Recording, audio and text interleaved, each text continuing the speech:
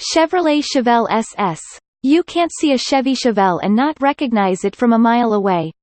And, if someone is getting on it, you'll probably recognize that black hole-like carburetor sucking in massive amounts of air, laying shame to the noise any tuner car with cold air intake can make these days. Under the hood, you'll find a powerful and beastly 454 cubic inch big block that was good for an outrageous amount of power at the time, 450 horsepower and 500 pound-feet of torque. It was a blast to drive and still is to this day, because it can hit 60 miles per hour in 6.1 seconds and a quarter mile in less than 14 seconds. Well-maintained examples go for upward of $50,000, but this thing can handle the track as well as some of the best modern cars on the road today, so it's definitely a fine investment and will only increase in value over time. Pontiac GTO. The Pontiac GTO may be regarded as the car that started the muscle car era by some, but in 1974 the GTO was in trouble.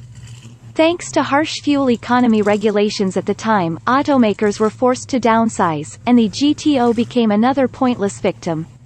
For the first time since its launch, it was offered with no option for performance equipment and was available with just one engine, the L76 350 cubic inch V8.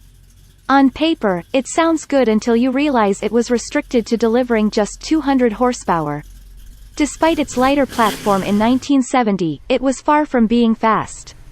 It has a 60 mph sprint time of 7.7 seconds and a quarter-mile time of 15.72 seconds. Sadly, despite its rarity, the 1974 Pontiac GTO has gone down in history as nothing more than a glorified Chevy Nova. Plymouth Road Runner. The Road Runner was designed with one thing in mind, and that was to dominate. It was a high-powered, low-priced muscle car and, if you want one from the 1970s, the 1970 model year is the one you want. The 1970 saw a complete revamp that brought a new look and brought back the 446-barrel option, which is the model you want to have. Of course, this was available in later years, but horsepower was dropped to 300 horsepower to bring down higher insurance premiums for consumers. So, with that in mind, the Road Runner is certainly worth buying, but it needs to be a 1970 model. Well-maintained or restored examples with the 440 6-pack option generally run between $55,000 and $65,000 as of the time of this writing and should increase in value as time moves forward. Plymouth HEMI CUDA. If you happen to come across a 1971 HEMI CUDA that's actually for sale, let alone one that's affordable, you better trade off everything you own to drive home with it. This is one of the most collectible cars on the planet. A convertible version from the same year actually sold for $3.5 million at auction a few years back. Be that as it may, this thing is the classic of classics and, with a 426 cubic inch HEMI V8 under the hood, it's good for a 6-second sprint to 60 miles per hour and a 13-second quarter mile. And, to top it all off, it looks amazing while you're doing it. It's an instant conversation starter and, if you're a collector, it's one you must have in your collection. Of course, it will come at a steep price due to rarity, but the value on a car like this will continue to go up, so invest while you can.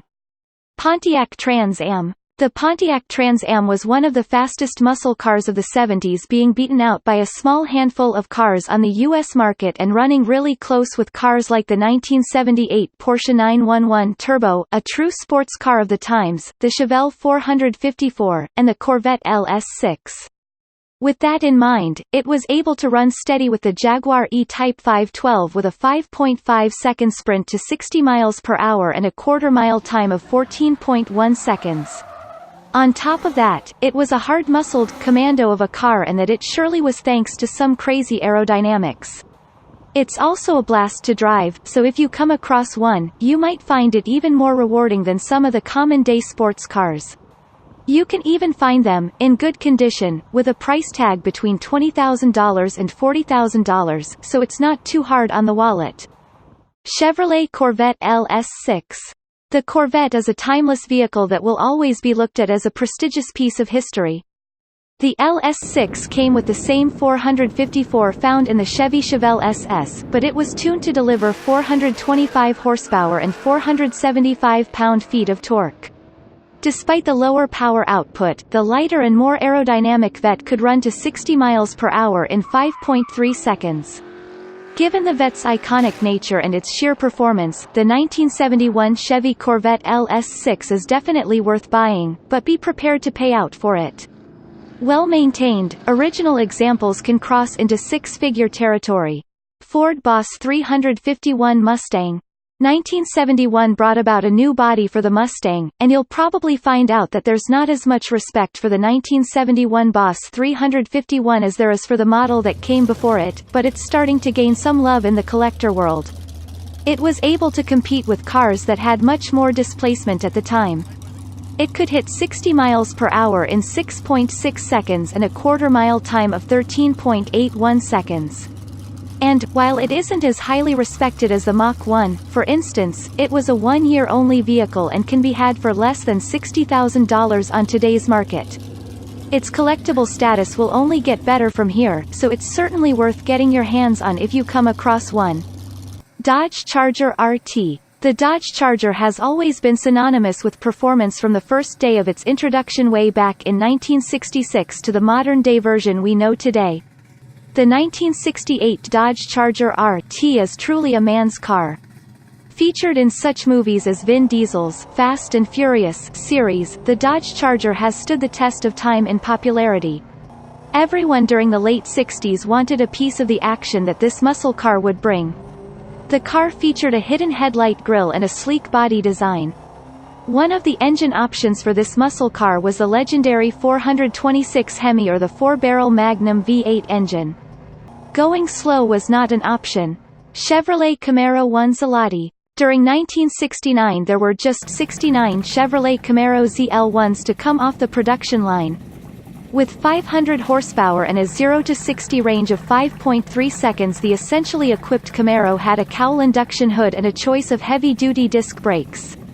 It was the first Chevy engine to have an aluminium block, making it the most powerful engine ever offered to the public. And it was fast, with a top speed of around 130 miles per hour. 1969 Ford Mustang 428 Cobra Jet. The 428 Cobra Jet was a V8 engine produced by the Ford Motor Company and designed specifically for the performance market. It was primarily created for drag racing. In the first year, 4 Mustangs equipped with this engine reached the NHRA finals. The HP rated at 335 was likely to be in excess of 400 horsepower.